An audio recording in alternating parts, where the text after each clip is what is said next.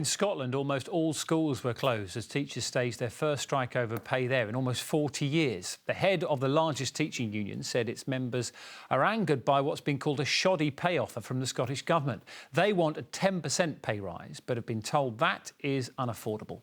Here's Alan Jenkins. School's out for some, more money, the teachers striking, demanding to be heard. Like, nobody wants to be here to do this today, but we feel strongly for the future of the profession that we have to be. I'd have a much better time teaching my class, but I feel that we just need to put our foot down and stand up for what's right for teachers. A pay rise offer of up to 6.85% for the lowest paid and others given less rejected, leaving teachers like Sue feeling undervalued. Government like to tell you that all the teachers were offered a new offer, but they weren't. They offered probationer teachers 6.85, and we've got a teacher here with 33 years experience that should not be getting offered 5%. That I think it was a derisory offer, and that's why there's so many people here today. We do not want to be here today. I want to be in the class with my kids, teaching them.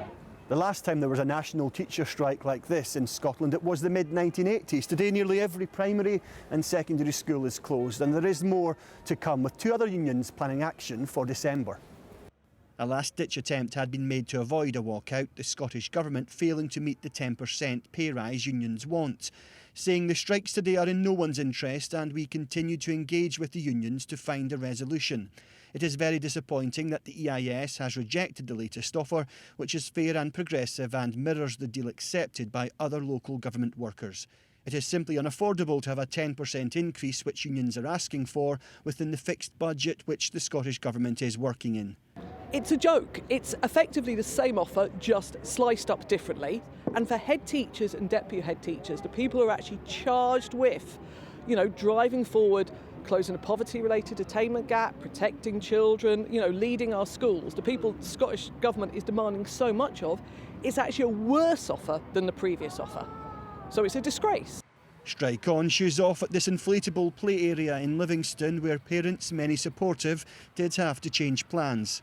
We had to make other arrangements, obviously, to make sure we actually both work in St John's Hospital. I mean, if they need to strike, they need to strike. I mean, if they're not happy with the wage rise, then yeah, they need to. Deflated at the offer but determined to push for more, this strike is historic, but it's also a sign of the times. Alan Jenkins, 5 News.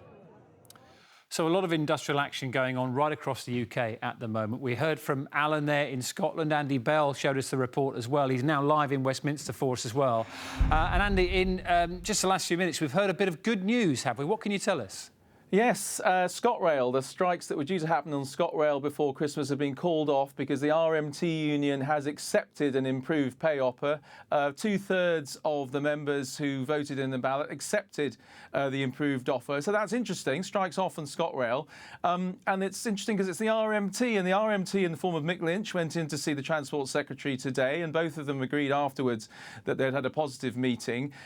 Perhaps there is some room. Obviously, all industrial disputes are different. But this is an old-fashioned way whereby in Scotland it seems they have got round the table and come to an agreement. There'll be hope that the same can be done in the various industrial disputes that are shaping up across the rest of the country, because I don't see either the UK government or the Scottish government, as we heard in Alan's report, coming up with a whole lot of extra cash to try and meet the demands of those on the picket lines. OK, Andy, thank you. That's Andy Bell live in Westminster for